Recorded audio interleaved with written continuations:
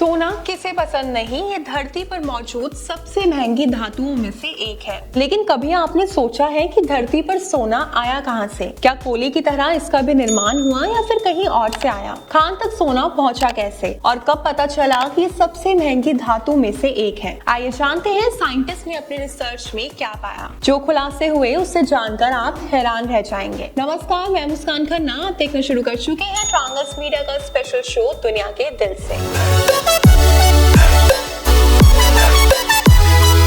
अमेरिकी अंतरिक्ष agency NASA के वैज्ञानिक वर्षों से इस पर रिसर्च कर रहे थे, मगर जो नतीजे आए वह हैरान करने वाले थे। एस्ट्रोनॉमी में पब्लिश रिपोर्ट के मुताबिक वैज्ञानिकों ने कहा, धरती जब बनी उस वक्त सोना मौजूद नहीं था। इसके बाद दशकों तक कई भूमंडलीय पिंड धरती से टकराते रहे। करीब 4 बिलियन साल पहले पृथ्वी पर मेटेरॉइड्स गिरे। यही अपने साथ सोना और प्लेटिनियम लेकर आए। जब ये टकराव हुआ उस वक्त को साइंस की भाषा में लेट एक्रिएशन कहा गया।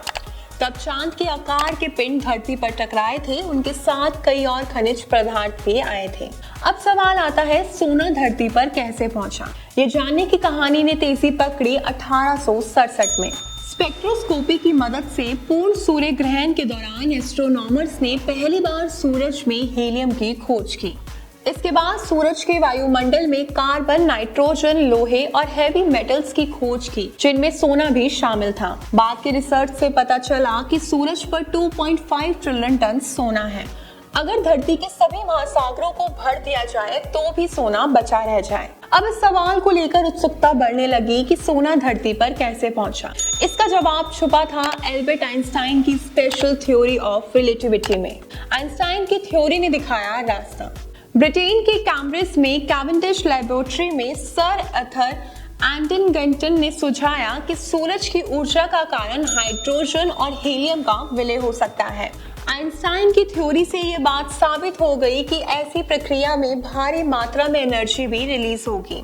इस तरह सूरज जैसे सितारे जलते रहेंगे और ऊर्जा फैलाते रहेंगे। जब कोई सितारा अपने जीवन के आखिरी चरण में होता है तो उसकी कोर ढह जाती है और फिर सुपरनोवा विस्फोट होता है। सितारे की बाहरी परतें स्पेस में फैलती हैं और इस दौरान न्यूट्रॉन कैप्चर रिएक्शन होते हैं। इनसे पैदा होते हैं लोहे से भारी ज्यादातर एलिमेंट्स। धरती पर इतना ज्यादा सोना। साइंटिस्ट ने ये बताया कि धरती के कुल भार का तकरीबन 0.5% वजन इसी टकराव की वजह से आया। आप जानकर हैरान होंगे कि धरती पर इतना सोना है कि अगर सब एक साथ मिलाकर रखा जाए तो पूरी धरती की सतह 12 फीट तक भरी जा सकती है।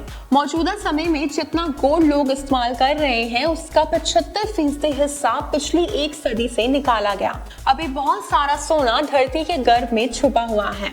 साइंटिस्ट के मुताबिक जितना नीचे जाएंगे इसकी मात्रा बढ़ती जाएगी। चांद बनने के बाद आया बदलाव। साइंटिस्ट का ये भी कहना है कि चांद के बनने के बाद धरती पर ऐसे पिंडों का टकराव काफी ज्यादा हो गया था। लेकिन 3.8 अरब साल पहले अचानक अंतरिक्ष की गतिविधियों में कुछ ऐसे बदलाव हुए कि ये टकराव बंद हो गए। इसके साथ ही खनिजों का धरती पर आकर गिरना भी बंद हो गया। एक वक्त था कि भारतीय सोना खरीदने के मामले में पहले नंबर पर थे, लेकिन आज चीन पहले और भारत दूसरे नंबर पर आ गया है। भारत में सोना ज्यादातर ज्वेलरी के रूप में इस्तेमाल किया जाता है, जबकि चीन में इसका इस्तेमाल इन्वेस्टमेंट के तौर पर होता है।